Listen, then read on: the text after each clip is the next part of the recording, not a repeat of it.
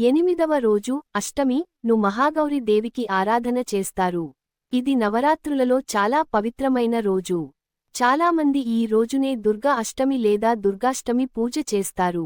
మహాగౌరి దేవి రూపం అమ్మవారు శ్వేతవర్ణంలో ప్రకాశిస్తూ పవిత్రతకు ప్రతీకగా నిలుస్తారు. ఆమెకు 4 చేతులు ఉంటాయి. ఒక చేతిలో త్రిశూలం, ఒక చేతిలో డమరుకం, మిగతా 2 చేతులతో అభయముద్ర, వరముద్రలలో ఉంటారు. ఆమె ఎద్దుపై వృషభం ఆవహించిన రూపంలో దర్శనమిస్తారు. ఈ రోజు అమ్మవారికి తెల్లటి పూలు, బెల్లం, కొబ్బరి నైవేద్యంగా సమర్పిస్తారు. భక్తులు ఈ రోజున కన్యాపూజ, కన్యకా పూజ చేయడం శ్రేష్టమైనదిగా భావిస్తారు. ఉపవాసం చేసి సాయంత్రం అమ్మవారిని ఆరాధించడం వల్ల పుణ్యం లభిస్తుంది. మహాగౌరి ఆరాధనతో పాపాలు తొలగి పవిత్రత, శాంతి, సౌభాగ్యం కలుగుతాయి. వివాహ యోగం ఆలస్యం అవుతున్న వారికి త్వరగా కలుగుతుంది అని నమ్మకం ఉంది.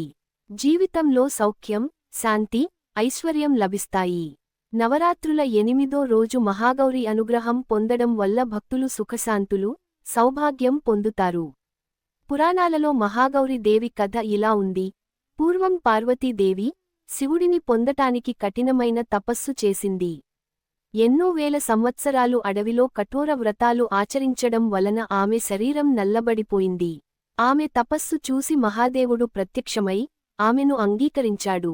ఆ తరువాత గంగానదిలో స్నానం చేసిన పార్వతీదేవి శరీరం తిరిగి కాంతివంతంగా, పాండురంగంగా, శ్వేతవర్ణంగా మారింది. ఆ రూపమే మహాగౌరి స్వరూపంగా ప్రసిద్ధి చెందింది. కఠోర తపస్సు, సహనం వలన కష్టాలు తొలగిపోతాయి. భక్తి, పవిత్రత వలన జీవితం ప్రకాశవంతం అవుతుంది. మహాగౌరి అనుగ్రహంతో సౌభాగ్యం, శాంతి, సుఖం కలుగుతాయి. అందుకే నవరాత్రుల 8వ రోజు మహాగౌరి దేవిని పూజించడం అత్యంత పవిత్రమైనదిగా భావిస్తారు. ఓం దేవి మహాగౌర్యై నమః. శ్వేతవృష్ట సమానాన్యాం శ్వేతాంబరధరాం శుభాం శ్వేతపుష్పప్రియాం దేవీం మహాగౌరీం నమామ్యహం. సర్వమంగళ మాంగళ్యే శివే సర్వార్థ సాధికే శరణ్యే త్రయంబకే గౌరీ నారాయణి నమోస్తుతే. ఈ మంత్రాలను భక్తిపూర్వకంగా జపిస్తే పాపాలు తొలగిపోతాయి, శాంతి, సౌఖ్యం, సౌభాగ్యం కలుగుతాయి. వివాహం ఆలస్యం అవుతున్నవారికి త్వరలో శుభవార్తలు వస్తాయని విశ్వాసం ఉంది.